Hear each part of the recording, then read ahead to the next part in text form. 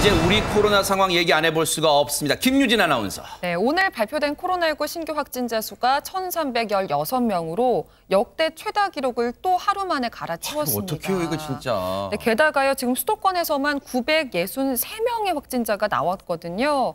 전체 환자의 한 80% 가까이가 수도권에서 나오고 있는 굉장히 위중한 상황입니다. 결국 그래서 정부가요, 다음 주 월요일부터 수도권의 새 거리두기 단계를 최고 단계인 4단계로 격상하겠다고 밝혔습니다. 3단계 없이 바로 4단계로 직행한다고요. 얘기 들어보시고 이어가 보도록 하겠습니다. 국민 여러분, 코로나19 하루의 확진자가 연일 최고치를 경신하는 등 방역이 최대 위기에 처했습니다.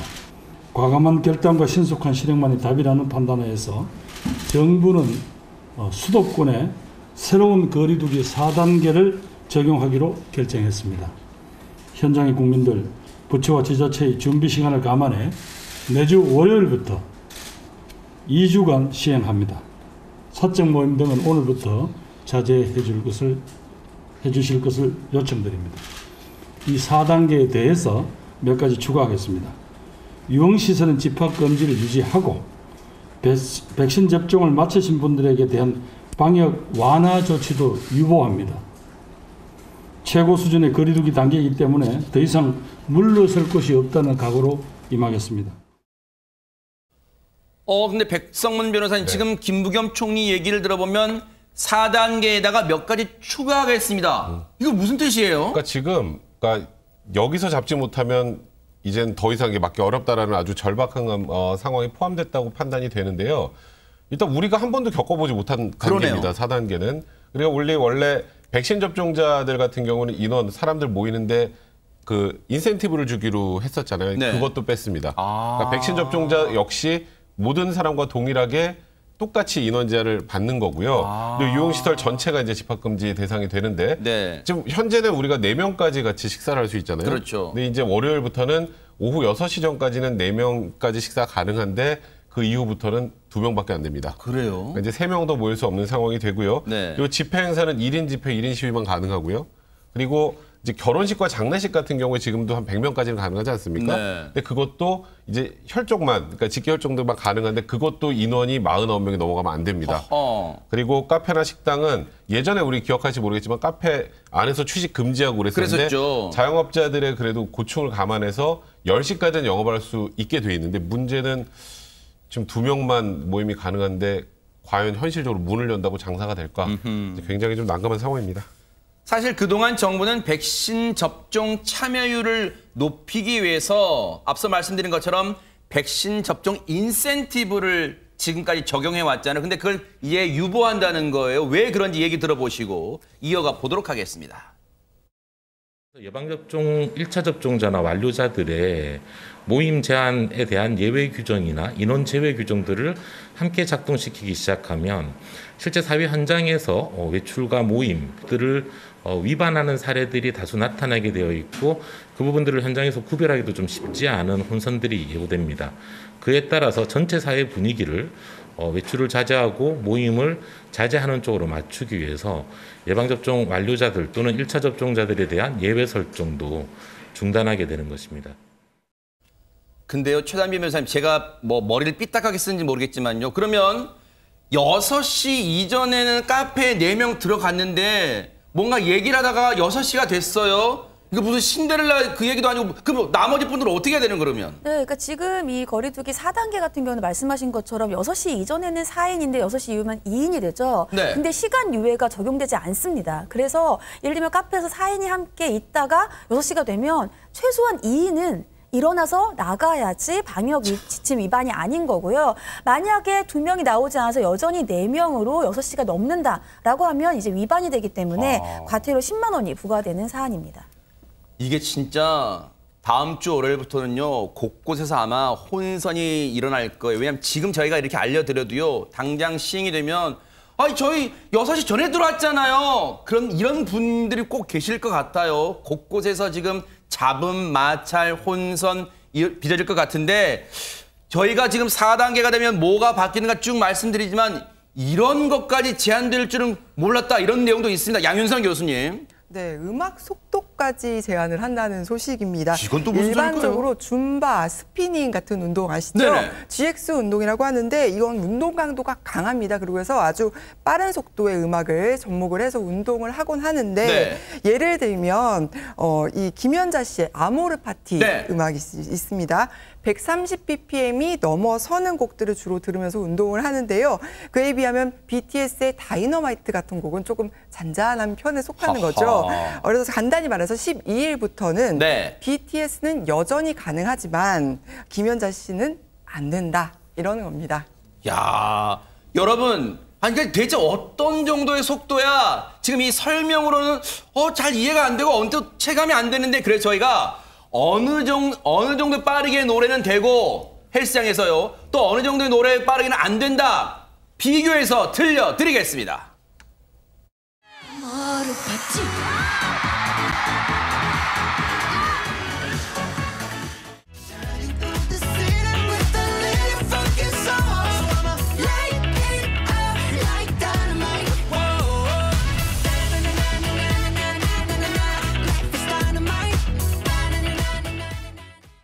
오윤성 교수님, 이 두 곡 들으신 시청자분들 중에 뭐야? 똑같이 춤 신나게 추겠구만. 뭐 다르게 뭐가 있어? 이러신 분들 많으실 것 같아요. 글쎄요. 어차피 뭐 저도 살면서 음악을 규제하는 거는 저도 처음 들어봤으니까. 듣다 보다 처음 듣다 진짜. 네. 경험해보지 못한 세상을 지금 살고 있는 것 같은데 아무래도 이제 음악 속도가 빠르면은 이제 그 고강도 훈련, 유산소 훈련을 하게 되면 침방울이 많이 튄다. 이제 이렇게 해가지고 아마 저 두 곡을 갖다가 구분을 해놓은 것 같은데 글쎄요. 저게 이제 134bpm은 안 되고 114bpm은 된다라고 하는 그런 그 학문적 근거가 뭐냐라고 하는 것을 만약에 우리가 제시를 하게 된다면 아마 그 이 규제를 하는 쪽에서도 정확한 근거를 갖다 못 댈 겁니다. 왜냐하면 이것도 자기들도 처음이니까요. 아하. 그러니까 이것을 우리가 어떻게 이제 해석을 해야 되냐면 이 코로나19가 확산되고 있는 것을 좀 더 이렇게 막아보겠다라고 하는 그야말로 정말 그 최후의 수단으로서 이렇게 해보는 것 아니냐. 뭐 그런 식으로 이해를 해야지 정확한 근거는 없는 것 같습니다. 어느 실무자분 아이디어에서 나왔는지는 모르겠습니다만 헬스장이나 이런 이 피트니스장 운영하시는 분들 입장에서 보면 이거 기가 찰 노릇 아닙니까? 이 음악은 되고 이 음악은 안 된다. 이용하시는 분들도 아마 기가 차실 거예요. 그런데 이제 4단계가 되면요. 다음 주 월요일부터 국민들은 일상 스톱 시대가 다시 이제 맞이하게 됩니다. 관련해서 김부겸 총리와 정은경 청장의 얘기 들어보시고 이어가 보도록 하겠습니다. 수도권의 국민들께 다시 한번 일상을 양보하고 고통을 감내해 주실 것을 요청하는 중대본부장으로서 대단히 죄송스럽게 생각합니다.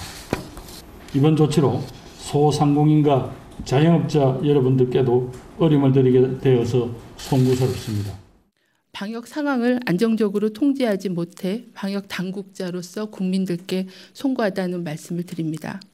오랜 코로나 대응으로 모두가 지친 상황에서 거리 두기 완화 신호가 사람들의 접촉을 증가시키고 전파 속도가 빠른 델타 변이 바이러스의 증가가 지금의 유행 급증에 영향을 주었다고 생각을 합니다. 지난 1년 6개월을 인내하면서 거리 두기와 방역에 참여해 주신 국민들께 또다시 방역 강화를 요청드려 대단히 송구하지만 서울, 경기 등 수도권 급증으로 시작된 지금의 유행을 빠르게 꺾고 사회 전체적인 희생을 줄이기 위해서는 다시 한번 우리 국민의 단합된 멈춤이 간절히 필요합니다.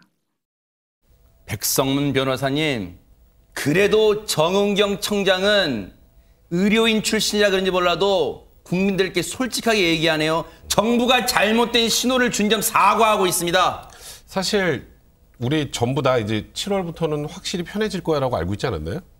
이제 그렇게 알고 있었는데 갑자기 지금 뭐 1000명 이상씩 이렇게 늘면서 우리가 생각한 거가 정반대로 지금 방역이 강화가 되고 있는 상황인데 결국 무엇보다 이유는 그 델타 바이러스의 확산이 큰 것 같아요. 일단 6월 마지막 주하고 그 바로 다음 주를 비교를 해보면 그때 전국적으로 보면 델타 바이러스 이제 확진자 중에 3.9% 정도 됐었는데 지금은 최근 일주일간을 보면 3배 정도 올랐습니다. 전국적으로 9.9%가 됐고요. 수도권도 또 4.5%, 12.7%. 그러니까 수도권이 지금 이렇게 확산세가 커지는 거 결국 델타 바이러스 때문이라는 걸 충분히 저렇게 인지할 수 있는데 네. 일단 기존 바이러스보다 전파력이 2.4배 정도 높고 또 감염됐을 때 중증 진행률도 또 입원율도 한 2배 정도 높습니다. 이제 그렇기 때문에 이 델타 바이러스가 이렇게 확산이 되면 지금 이 확산세를 막기 굉장히 어렵다라고 판단을 한 것 같고 그래서 네. 정부 차원에서도 국민들에게 지금까지 잘못된 시그널을 보냈다는 부분에 대해서 죄송함을 표현하고 다들 한번 멈춰봅시다라고 해서 지금 2주 동안 또 많은 희생을 감내할 수밖에 없는 상황이 된 것 같습니다.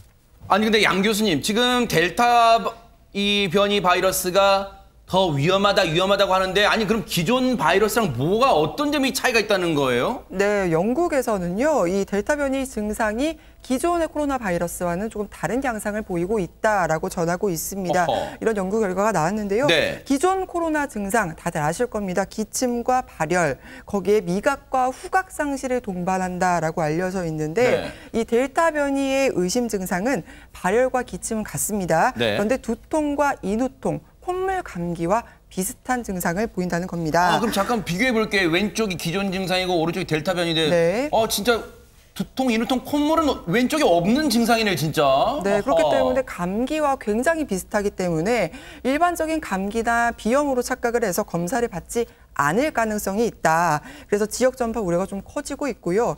만약 미각이 사라지지 않고 감기 증상이 좀 심하다면 델타 변이를 의심을 해서 좀 빨리 반드시 검사를 받아야 하겠습니다. 지금 사실 그런데 저 상황도 개인이 판단하기에는 진짜 무리는 있어 보여.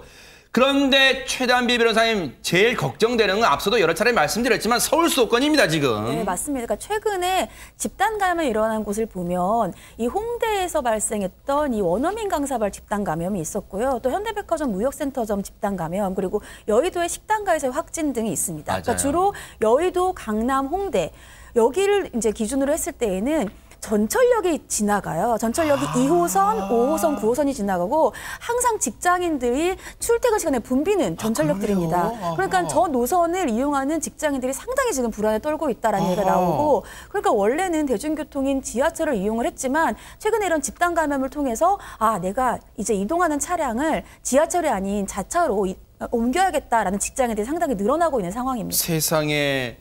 그래서 매일 살얼음판을 걷는 기분으로 10,000원 지하철을 타야 한다는 시민분 얘기 들어보시고 이어가 보도록 하겠습니다.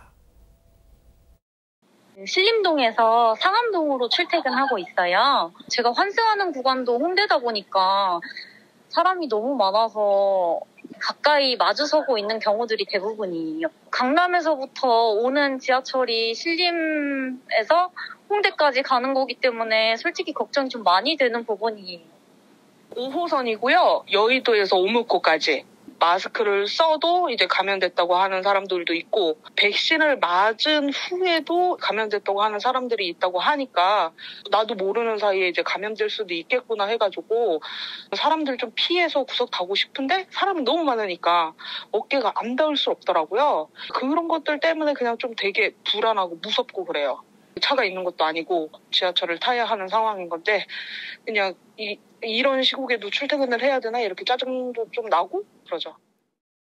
그러니까요. 비단 저 인터뷰 응해주신 저 두 분만 그러겠습니까? 지금 많은 직장인들 생활 전선에 가셔야 되기 때문에 대중교통, 버스, 지하철을 이용하신 분들 진짜 걱정이 클 거란 말이에요. 근데 이런 가운데 지금 사람들이 대거 많이 몰리는 지금 경계 대상으로 떠오른 곳이 있다면서요, 김유진 아나운서. 바로 해수욕장입니다. 오늘부터 강원 동해안 해수욕장 80여 곳이 차례로 문을 열게 되는데요. 그래요? 지자체들이 이제 휴가철을 앞두고 여러 방역 대책을 마련을 해뒀습니다. 우선 해수욕장의 인원 밀집 정도를 알려주는 혼잡도 신호등이라는 걸 운영을 한다고 하고요. 또 일부 해수욕장의 경우에는 몇 시에 방문을 할지 미리 예약을 할 수 있는 사전 예약 제도를 운영을 하고 있습니다. 그리고 대형 해수욕장으로 꼽히는 경포나 속초 이런 해수욕장들을 대상으로는요. 저녁 7시부터 다음 날 새벽 6시까지 백사장에서 술이라든지 음식 먹을 수 없게 하고 있고요. 또 안심콜이라고 해서 해수욕장마다 번호로 전화를 할 수가 있어요. 이렇게 하면 방문 이력을 남길 수 있도록 해서 네. 신속하게 방역 조치를 좀 할 수 있도록 한다고 하니까 잘 지켜서 안전하게 휴가 다녀오셨으면 좋겠습니다. 근데요, 오윤성 교수님, 사실 해수욕장 인근 상인분들은 진짜 1년 중 이날만은 손꼽아 기다렸단 말이에요. 그런데 사실 저렇게 한꺼번에 사람이 몰리면 휴가철 겹쳐서 진짜 확진세 더 증가될까 봐 또 걱정도 되잖아요. 사실 코로나만 없으면 많은 분들이 몰리면 정말 좋죠. 이때 정말 한철 장사를 그렇죠. 하시는 분들이니까. 근데 이제 우리나라 크기나 이런 걸 보게 된다면 이 수도권에서 이런 식으로 규제를 하게 되면 그 사람들이 다 어디로 가겠습니까?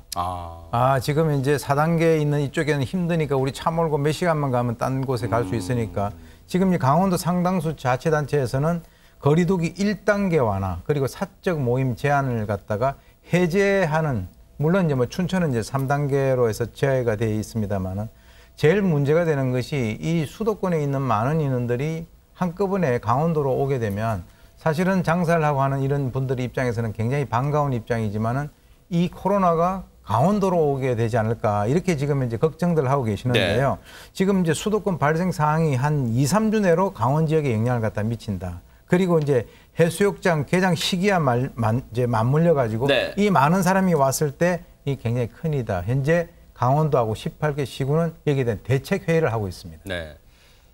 중요한 건 그겁니다. 해수욕장을 가지 마세요라고 저희가 말씀드릴 수 없잖아요. 왜? 앞서 말씀드렸지만 한철 장사 이날 이때만 손꼽아 기다리신 상인분들 많으세요. 그렇다면 가서 개인 방역을 철저하게 하시는 수밖에 없습니다. 그리고 그 상인분들도요. 거리두기 식당 내에서 거리두기 철저히 하고 또 에어컨만 틀면 문 닫아놓으면 안 됩니다. 정말 주기적으로 환기 잘 시켜주셔야 됩니다. 그런 방역을 잘 지키는 게 우리가 코로나로부터 우리가 보호할 수 있는 방법이라는 거 명심하시기 바랍니다.